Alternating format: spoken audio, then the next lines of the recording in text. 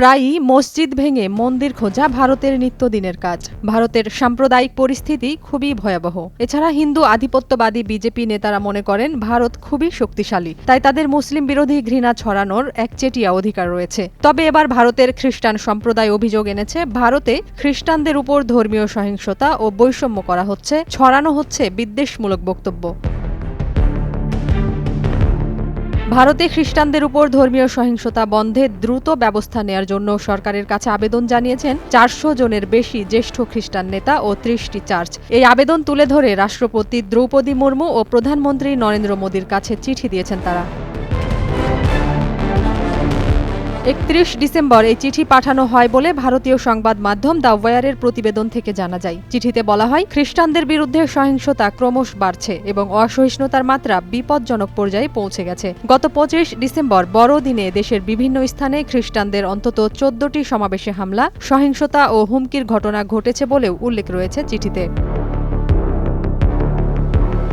ইভ্যাঞ্জেলিক্যাল fellowship of ইন্ডিয়ার তথ্য অনুযায়ী 2024 সালের জানুয়ারি থেকে নভেম্বর পর্যন্ত খ্রিস্টানদের বিরুদ্ধে 720টিরও বেশি সহিংসতার ঘটনা রেকর্ড করা হয়েছে। একই সময়ে ইউনাইটেড ক্রিশ্চিয়ান ফোরাম 760টি মামলা নথিভুক্তও করেছে।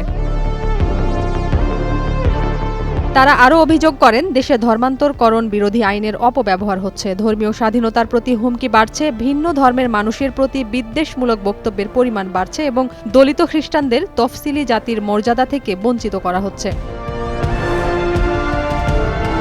খ্রিস্টান নেতারা মণিপুরের চলমান সংঘর্ষ নিয়েও গভীর উদ্বেগ প্রকাশ করেছেন। 2023 সালের মে মাস থেকে চলমান সহিংসতায় 250 জনের বেশি মানুষ নিহত হয়েছে মণিপুরে, 360টি গির্জা ধ্বংস হয়েছে এবং হাজার হাজার মানুষ গৃহহীন হয়েছেন।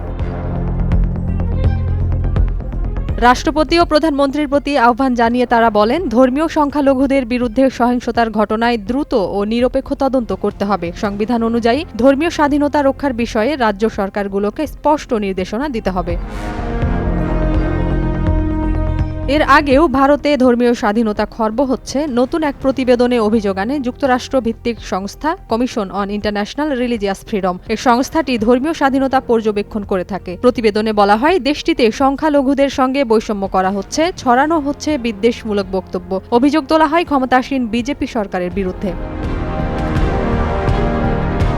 সেই প্রতিবেদনে ভারত সরকারকে ধর্মান্তর বিরোধী, গোহত্যা বিরোধী ও সন্ত্রাস বিরোধী আইনের মতো আইন ব্যবহারে বিভিন্ন সম্প্রদায়ের উপর নিপীড়ন চালানোর জন্য দায়ী করা হয়। তবে এই প্রতিবেদন নিয়ে প্রতিক্রিয়া জানায় ভারতের পররাষ্ট্র মন্ত্রণালয় বলছে, সংস্থাটি রাজনৈতিক এজেন্ডা সহ একটি পক্ষপাতদুষ্ট সংস্থা, তাই ভারত এ প্রতিবেদন প্রত্যাখ্যান করছে। নাজিয়াত রুনা, নয়া দিগন্ত।